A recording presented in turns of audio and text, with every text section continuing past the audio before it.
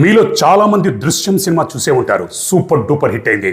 దృశ్యం పార్ట్ 2 కూడా super duper hit అయింది. ఇప్పుడు దృశ్యం పార్ట్ 3 విడుదలకు రెడీగా ఉంది. ఈ దృశ్యం సినిమా ఇన్స్పిరేషన్తో ఎన్నో క్రైమ్స్ జరిగాయి. మన ఛానల్లో దృశ్యం సినిమా ఇన్స్పిరేషన్తో జరిగిన క్రైమ్స్ గురించి నేను ఎన్నో వీడియోలు చేశాను. ఈరోజు మనం మాట్లాడుకోబోయే కేసు కూడా దృశ్యం సినిమా ఇన్స్పిరేషన్తో జరిగిన ఒక మర్డర్ కేసు గురించి. హలో ఫ్రెండ్స్, నా పేరు హర్షవర్ధన్. ఈ నిజమైన సంఘటన రాజస్థాన్లో జరిగింది. రాజస్థాన్లోని అజ్మేర్లో నితీష్ జైన్ అనే వ్యక్తి ఉండేవాడు. నితీష్ ఒక రియల్టర్. తర్వాత కాలంలో నితీష్ జైన్ గ్యాంబ్లింగ్ చేయడం మొదలుపెట్టాడు. క్రైమ్ ప్రపంచంలోకి అడుగుపెట్టాడు. ఎప్పుడైతే క్రైమ్ ప్రపంచంలోకి అడుగు పెడతారో క్రిమినల్స్తో పరిచయాలు, చెడు అలవాట్లు జరిగిపోతూ ఉంటాయి. ఒక మర్డర్ కేసులో ఇరుక్కుని నితీష్ జైన్ జైలుకి వెళ్ళాడు. కొన్ని రోజుల తర్వాత బెయిల్ మీద విడుదలై బయటకు వచ్చాడు. అది 2022 సంవత్సరం ఫిబ్రవరి 1వ తారీఖు. ఆ రోజు నితీష్ జైన్ కనబడకుండా పోయాడు. ఇంట్లో వాళ్ళు స్టార్టింగ్లో పెద్దగా కంగారు పడలేదు. ఎందుకంటే నితీష్ జైన్ అప్పుడప్పుడు 2-3 రోజుల తర్వాత ఇంటికి వస్తూ ఉండేవాడు. కానీ ఎప్పుడు కూడా ఫోన్ స్విచ్ ఆఫ్ చేసి పెట్టుకోలేదు. ఇప్పుడు ఫోన్ స్విచ్ ఆఫ్లో ఉంది. 2-3 రోజులు అవుతున్నా ఇంటికి రాలేదు. 6 రోజుల పాటు ఎదురు చూశారు. చివరికి ఫిబ్రవరి 7వ తారీఖు నితీష్ జైన్ తమ్ముడు, కుటుంబ సభ్యులు పోలీస్ స్టేషన్కి వెళ్ళి మిస్సింగ్ కంప్లైంట్ ఇచ్చారు. పోలీసులు మిస్సింగ్ కంప్లైంట్ నమోదు చేసుకున్నారు, కానీ పెద్దగా పట్టించుకోలేదు. ఎందుకంటే జనరల్గా మన దేశంలో మిస్సింగ్ కంప్లైంట్లో పోలీసులు స్టార్టింగ్లో పెద్దగా పట్టించుకోరు. అన్లెస్ అదొక పెద్ద కేసు, గొప్ప వాళ్ళది, సమాజంలో పేరు ప్రతిష్టలు ఉన్న వాళ్ళ కేసు అయితే పోలీసులు పట్టించుకుంటారు. ఇక్కడ నితీష్ జైన్ ఒక రౌడీ షీటర్. వాడి గురించి ఏమి వెతుకుతాం, వాడు ఎక్కడికో వెళ్ళుంటాడు, తిరిగి వచ్చేస్తాడులే అని పోలీసులు కూడా పెద్దగా పట్టించుకోలేదు. 2-3 రోజుల తర్వాత నితీష్ జైన్ తమ్ముడు పోలీసుల దగ్గరికి వెళ్ళి, మా అన్న ప్రాణాలకి ప్రమాదం ఉంది, బహుశా ఎవరో ఏదో కిడ్నాప్ కానీ మా అన్న ప్రాణాలకి ఏదైనా ప్రమాదం జరిగి ఉంటుంది, మీరు వెంటనే ఎంక్వైరీ చేయండి అంటే పోలీసులు మీ అన్న ప్రాణాలకి ఎవరితో ప్రమాదం ఉందంటే హరి లంగడా అన్న వ్యక్తితో మా అన్న ప్రాణాలకి ప్రమాదం ఉందని చెప్పాడు. హరి లంగడా ఒక పేరు మోసిన క్రిమినల్, రౌడీ షీటర్. వాడి మీద రౌడీ షీట్ కూడా తెరిచారు పోలీసులు. అటువంటి హరి లంగడాతో నితీష్ జైన్కి ఎందుకు గొడవ, వీళ్ళిద్దరి మధ్య ఏం జరుగుతుంది అని పోలీసులు హరి లంగడాని అదుపులోకి తీసుకుని ప్రశ్నించారు. కానీ హరి తనకేమీ తెలీదు, నితీష్ అదృశ్యం అవడం వెనుక నా ప్రమేయం లేదు, నాకు ఎటువంటి సంబంధం లేదని చెప్పాడు. అప్పుడు పోలీసులు హరి లంగడా అనుచరుల్ని సైలెంట్గా విచారిస్తే ఒక కథ పోలీసులకు తెలిసిందే. అది ఏంటంటే, ఎప్పుడైతే నితీష్ మర్డర్ కేసులో ఇరుక్కుని జైలుకి వెళ్ళాడో జైల్లో హరి లంగడాతో పరిచయం ఏర్పడింది. హరి లంగడా ఒక పేరు మోసిన క్రిమినల్. ఇక్కడ నితీష్ తనకంటే పేరు మోసిన క్రిమినల్ అండదండలు తనకు కావాలని కోరుకున్నాడు. ఎందుకంటే జనరల్గా ఇటువంటి క్రిమినల్స్కి తమకంటే పెద్ద స్థానంలో ఉన్న క్రిమినల్స్ అండదండలు, రాజకీయ నాయకులు అండదండలు ఉంటే ఇంకా క్రైమ్స్ చేయొచ్చు, చట్టం నుంచి, పోలీసు నుంచి తప్పికొచ్చు అన్న ఐడియాలు ఉంటాయి. మన దేశంలో ఎంతోమంది రాజకీయ నాయకులకి క్రిమినల్ చరిత్రలు ఉన్నాయి. సరే, దాని గురించి పక్కన పెడితే ఇక్కడ నితీష్ హరితో పరిచయం పెంచుకున్నాడు. ఇద్దరూ మంచి ఫ్రెండ్స్ అయ్యారు. కొంతకాలం తర్వాత నితీష్ బెయిల్ మీద విడుదలై బయటకు వచ్చేసాడు. నితీష్ బయటకు వచ్చిన కొన్ని రోజులకే హరి కూడా బెయిల్ మీద విడుదలై బయటకు వచ్చాడు. జైల్లో ఆల్రెడీ వీళ్ళిద్దరూ ఫ్రెండ్స్, దాంతో బయట కూడా వీళ్ళిద్దరూ ఫ్రెండ్స్గా ఉండేవారు. నితీష్ అప్పుడప్పుడు హరి లంగడా ఇంటికి వెళుతూ ఉండేవాడు. హరికి ఒక భార్య ఉంది. భార్యతో కూడా నితీష్కి పరిచయం ఏర్పడింది. ఆ పరిచయం కాస్త ప్రేమగా మారింది. ఇద్దరి మధ్య శారీరక సంబంధం ఏర్పడింది. హరి ఇంట్లో లేనప్పుడల్లా నితీష్ హరి భార్యతో సంబంధం పెట్టుకునేవాడు. వీళ్ళిద్దరూ గుట్టు చప్పుడు కాకుండా తమ సంబంధాన్ని కొనసాగిస్తూ ఉండేవారు. ఒకరోజు ఒక పాత కేసులో హరి లంగడా మళ్ళీ జైలుకి వెళ్ళాడు. దాంతో ఇక్కడ నితీష్కి హరి భార్యకి అడ్డు అదుపు లేకుండా పోయింది. హరి జైల్లో ఉన్నాడు, ఇక తమని అడిగేవారు ఎవరు అని నితీష్ హరి ఇంట్లోనే మకాం పెట్టాడు. హరి భార్యతో సంబంధం పెట్టుకునేవాడు. ఈ విషయం హరి అనుచరులు జైల్లో ఉన్న తమ గ్యాంగ్ లీడర్కి చెప్పారు. ఒరే బాబు, ఇక్కడ నువ్వు జైల్లో ఉన్నావు, అక్కడ నీ పెళ్లంతో వాడు రోజు కులుగుతున్నాడని చెప్పేసరికి హరి లంగడా కోపంతో పగతో రగిలిపోయాడు.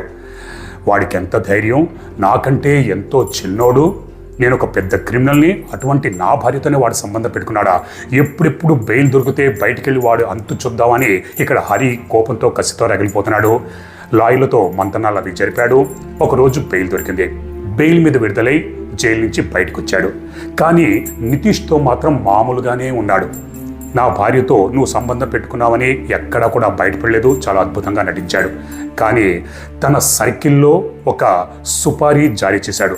ఎవడైతే నితీష్ జైన్ని లేపేస్తారో వాడికి 20 లక్షల సుపారీ ఇస్తానని ప్రకటించాడు. మనోజ్ యాదవ్ అన్న క్రిమినల్ ముందుకొచ్చి నేను నితీష్ని లేపేస్తానంటే హరి లంగడ 20 లక్షల రూపాయలు మనోజ్ యాదవ్కి ఇచ్చాడు. ఈ కథంతా పోలీసులు తెలుసుకున్నారు. అంటే ఇప్పుడు మనోజ్ యాదవ్ అన్న వాడికి నితీష్ జైన్ ఏమయ్యాడో, ఎలా మాయమయ్యాడో, అసలు బతికున్నాడా లేడా అన్న సంగతి అనేది తెలుస్తుంది. దాంతో పోలీసులు మనోజ్ యాదవ్ని అదుపులోకి తీసుకున్నారు. తమదైన శైలిలో ప్రశ్నిస్తే మనోజ్, నిజమే, నేను 20 లక్షల రూపాయలు సుపారీ తీసుకున్నాను, కానీ ఆ 20 లక్షల్లో 5 లక్షలు నేను పెట్టుకుని మిగతా 15 లక్షలకి 3 కిరాయి హంతకులకి ఇచ్చానని చెప్పాడు. ఆ 3 కిరాయి హంతకులే నితీష్ జైన్ని లేపేశారని అన్నాడు. మరి లేపేసిన తర్వాత ఆ 3 కిరాయి హంతకులు ఏరి ఎక్కడ లేపేశారు, ఎలా లేపేశారు, నితీష్ జైన్ డెడ్ బాడీ ఎక్కడుంది అని అడిగితే ఆ వివరాలు ఏమీ నాకు తెలియదు. ఎందుకంటే ఆ 3 క్రిమినల్స్ కరడు కట్టిన వాళ్ళు ప్రతిసారి సిమ్ములవి మార్చేస్తూ ఉంటారు. వాళ్ళ ఫోన్ నెంబర్లు నా దగ్గర లేవు. వాళ్ళంతటా వాళ్ళే నన్ను కాంటాక్ట్ చేస్తే తప్పితే వాళ్ళ గురించి నేనేమీ చెప్పలేనన్నాడు.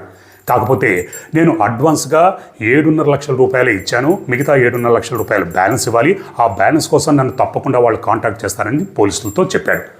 సరే, వాళ్ళు కాంటాక్ట్ చేస్తే ఏం చేయాలో పోలీసులు మనోజ్ యాదవ్కి చెప్పారు. ఒకరోజు ఆ 3 కిరాయి హంతకుల్లో ఒకడు మనోజ్ యాదవ్ని కాంటాక్ట్ చేశాడు. పోలీసులు చెప్పినట్టుగానే మనోజ్ యాదవ్ మిగతా బ్యాలెన్స్ 7.5 లక్షల రూపాయలు మీకు పలానా చోటన ఇస్తానని చెప్పాడు. పోలీసులు ఆల్రెడీ అక్కడ సివిల్ డ్రెస్లో మాటు వేసి ఉన్నారు. పోలీసులు ఒక బ్యాగ్లో పైన ఒరిజినల్ నోట్లు పెట్టి కింద డమ్మీ నోట్లు పెట్టి ఆ బ్యాగ్ని మనోజ్ యాదవ్కి ఇచ్చారు. మనోజ్ యాదవ్ పోలీసులు చెప్పిన చోటికి అక్కడికి వెళ్ళాడు. 3 కిరాయి హంతకులు వచ్చారు. మఫ్టీలో ఉన్న పోలీసులు ఆ 3 కిరాయి హంతకుల్ని అదుపులోకి తీసుకున్నారు. ఆ తర్వాత తమదైన శైలిలో ప్రశ్నించేసరికి జరిగిన విషయం అంతా బయటపెట్టారు. ఇక్కడ ఎప్పుడైతే హరి లంగడ 20 లక్షల రూపాయల సుపారీ ప్రకటించాడో మనోజ్ యాదవ్ దాన్ని యాక్సెప్ట్ చేశాడు, తీసుకున్నాడు. తీసుకున్న తర్వాత 3 కిరాయి హంతకులకి 15 లక్షల రూపాయలు ఇచ్చాడు. ఇక్కడ ఈ విషయం నితీష్ జైన్కి కొంతమంది అనుచరులు చెప్పారు. అరే బాబు, నీ బండారం మొత్తం బయటపడిపోయింది, నువ్వు హరి లంగడా భార్యతో పెట్టుకున్న సంబంధం గురించి హరికి తెలిసిపోయింది, నిన్ను లేపేయడానికి 20 లక్షల రూపాయలు సుపారీ ఇచ్చాడు, మనోజ్ యాదవ్ నిన్ను లేపేయడానికి 60 లక్షల రూపాయల సుపారీ తీసుకున్నాడు అని చెప్పేసరికి నితీష్కి భయం వేసింది. హరి నిజంగానే అన్నంత పని చేస్తాడు, వాడు కరుడు కట్టిన క్రిమినల్, ఇప్పుడు ఎలా తన ప్రాణాన్ని రక్షించుకోవాలి? కానీ తన దగ్గర ఆయుధమో తుపాకీ ఏమీ లేదు. ఇప్పుడు తన ఆత్మరక్షణ కోసం ఒక తుపాకీ కంపల్సరీ కొనుక్కొని పెట్టుకోవాలి. తుపాకీ ఎక్కడ దొరుకుతుందని తన సర్కిల్లో ఆరా తీశాడు. అప్పుడు 3 క్రిమినల్స్ ముందుకొచ్చి, భయ్యా నువ్వేమీ కంగారు పడకు, నీకు పిస్టల్ ఇప్పించే పూచి బాధ్యత మాది, కాకపోతే మనం ఉత్తరప్రదేశ్లోని ఫిరోజాబాద్కి వెళ్ళాలి, అక్కడ దొరుకుతాయని చెప్తే నితీష్ ఒప్పుకున్నాడు. ఒకరోజు నితీష్ ఆ 3 క్రిమినల్స్తో కలిసి కారులో బయలుదేరాడు. కానీ ఆ 3 క్రిమినల్స్ ఎవరో కాదు, నితీష్ జైన్ని లేపేయడానికి మనోజ్ యాదవ్ దగ్గర సుపారీ తీసుకున్న ఆ 3 కిరాయి హంతకులే ఈ 3 క్రిమినల్స్. కానీ నితీష్కి ఈ సంగతి తెలియదు. ఈ 3 కిరాయి హంతకులు ప్లాన్లో భాగంగా నితీష్ని తమ కారులో ఎక్కించుకుని యూపీలోని ఫిరోజాబాద్ వైపు బయలుదేరి వెళ్ళారు. ఈ 3 కిరాయి హంతకులు ఒకటి ఇల్లు కన్స్ట్రక్షన్ పనులు జరుగుతున్నాయి. ఈ 3 కిరాయి హంతకులు ఇంతకుముందు 2 రోజుల క్రితమే దృశ్యం అన్న సినిమా చూశారు. ఆ సినిమాలో హీరో డెడ్ బాడీని పోలీస్ స్టేషన్లోనే పాతిపెడతాడు, తప్పించుకుంటాడు. అదేవిధంగా ఈ 3 కిరాయి హంతకుల్లో ఒకటి ఇల్లు కన్స్ట్రక్షన్ పనులు జరుగుతున్నాయి. దృశ్యం సినిమాలో మనం కూడా హత్య చేసి పాతిపెట్టి తప్పించుకోవచ్చు అని ప్లాన్ వేసుకున్నారు. ప్లాన్లో భాగంగా నితీష్ జైన్ని ఆ కన్స్ట్రక్షన్ బిల్డింగ్ దగ్గరికి తీసుకెళ్లారు. భయ్యా మనం ఇక్కడ కొద్దిసేపు రెస్ట్ తీసుకుందాం, టిఫిన్ అది చేసిన తర్వాత మనం వెళ్ళి తుపాకీ కొనుగోలు చేద్దామంటే నితీష్ ఒప్పుకున్నాడు. 4 కలిసి టిఫిన్లు చేస్తున్నారు. ఈ 3 కిరాయి హంతకుల్లో ఒకడు నితీష్ వెనక నుంచి వచ్చి రాడుతో బలంగా నెత్తి మీద కొట్టేసరికి నితీష్ శుభ తప్పి కింద పడిపోయాడు. స్పృహలో లేని నితీష్ని గొంతు పిసికి హత్య చేశారు. ప్లాన్లో భాగంగానే పని వాళ్ళని ఆ రోజు రావద్దని చెప్పారు. కన్స్ట్రక్షన్ పనులు జరుగుతున్నాయి, టైల్స్ వేస్తున్నారు. కొన్ని టైల్స్ తొలగించి గొయ్యి తవ్వి నితీష్ డెడ్ బాడీని ఆ గోతులో పూడ్చి పైన టైల్స్ అవి ప్లాస్టింగ్ అది చేసేశారు. ఆ తర్వాత చట్టం నుంచి పోలీసుల నుంచి దృశ్యం సినిమాలలోగా తప్పించుకోవచ్చు అని అనుకున్నారు. కానీ అది ఇది రియల్. ఇక్కడ ఈ ముగ్గురు కిరాయి హంతకులు పోలీసులకి దొరికిపోయారు. పోలీసులు మొత్తం 5గురి మీద సుపారీ ఇచ్చిన హరి లంగడ, సుపారీ తీసుకున్న మనోజ్ యాదవ్, ముగ్గురు కిరాయి హంతకుల మీద కేసులు నమోదు చేసి జైలుకు పంపించారు. అలా ఒక వ్యక్తి రియల్టర్ క్రైమ్ బిజినెస్లోకి దిగి పేరు మోసిన ఒక క్రిమినల్ భార్యతోనే సంబంధం పెట్టుకున్నాడు. ఆ తర్వాత గాలిలో కలిసిపోయాడు. ఇక్కడ ఈ ముగ్గురు కిరాయింతకులు కూడా దృశ్యం సినిమా చూసి అందులోలాగా హత్య చేసి చట్టం నుంచి పోలీసుల నుంచి తప్పించుకోవాలనుకున్నారు. కానీ అది సినిమా, ఇది నిజ జీవితం. ఇక్కడ సినిమాలు చూసి అదేవిధంగా బయట కూడా చేద్దాం అనుకుంటే చట్టం నుంచి పోలీసుల నుంచి తప్పించుకోవడం అంత ఈజీ కాదు. కానూన్ కే హాత్ బహుత్ లంబే హోతే హై. కాబట్టి సినిమాని సినిమాలాగా చూడాలి, ఎంటర్టైన్మెంట్ లాగా చూసి బయటకు వచ్చిన తర్వాత మర్చిపోవాలి. అంతే తప్పితే సినిమాలలాగా చేద్దాం అనుకుంటే బయట అంత ఈజీ కాదు. మరి మీరేమంటారు? మీ అభిప్రాయాన్ని కామెంట్స్ రూపంలో నాకు తెలియజేయండి. మరో నిజమైన క్రైమ్ స్టోరీతో నేను మళ్ళీ మిమ్మల్ని కలుసుకుంటాను. అప్పటిదాకా మీరు, మీ కుటుంబ సభ్యులు క్షేమంగా, సురక్షితంగా, అప్రమత్తంగా ఉండాలని కోరుకుంటూ మీ హర్షవర్ధన్.